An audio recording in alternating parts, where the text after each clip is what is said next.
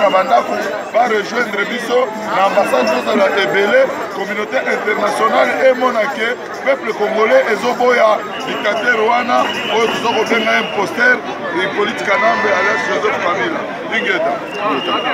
Merci. Et puis ma solution mais le problème de c'est là peuple azala efficace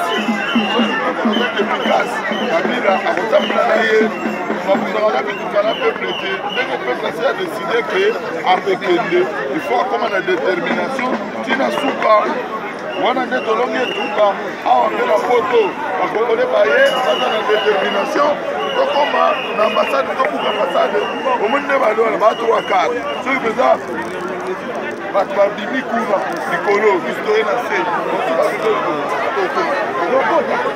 omoni ezali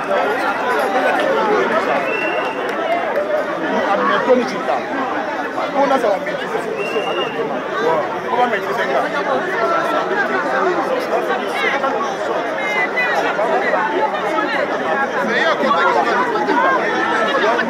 l'équipe on est belle, attends, 300. Attends, l'équipe on est belle. Toleka. Attends, parce qu'on a gaz, moi je te Toleka.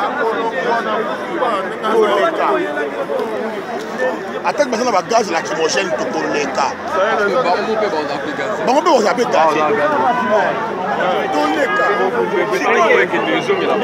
Chez moi.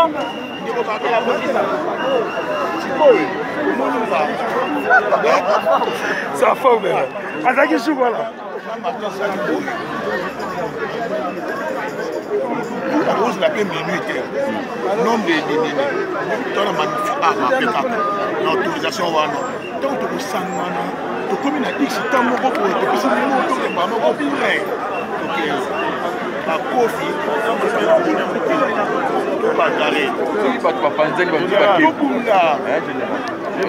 Ndambu kwa basa okay ndambu basa kwa ba bokanga te tobunda soki esama lelo tosango avant ebabe soki esama lelo na nombre oyo tosango avant tozala minute bato balia bato bakoya desipo bakouta babulo bakia badame bapiki bagamel na bango baekipe batiki basenga bango bayemba yango tozela na 20 pile tokosa mondore c'est ça tokotaka oui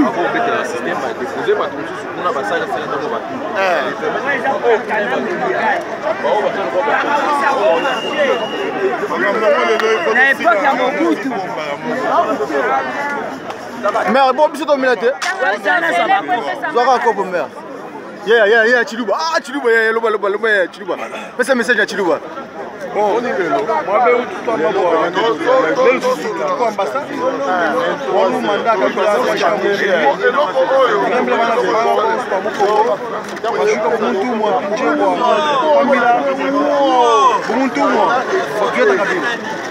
Moi, je trouve ça nous distraction.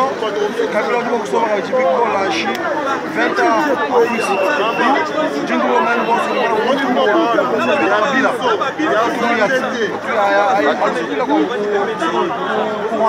Là où depuis la base on a saccagé papa maman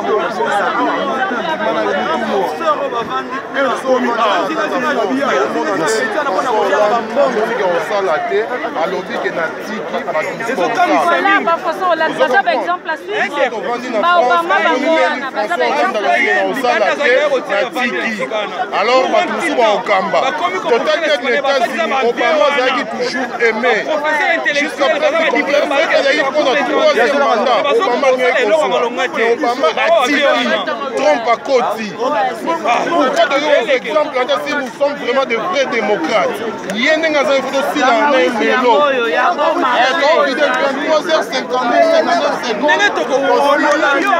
Maman, ya hotel eza? D'abord marché ya ofele. Kanisi tangu mama na biso azaki na Kinshasa. Maxa mama bato. Tangu mokili ezalaki malamu.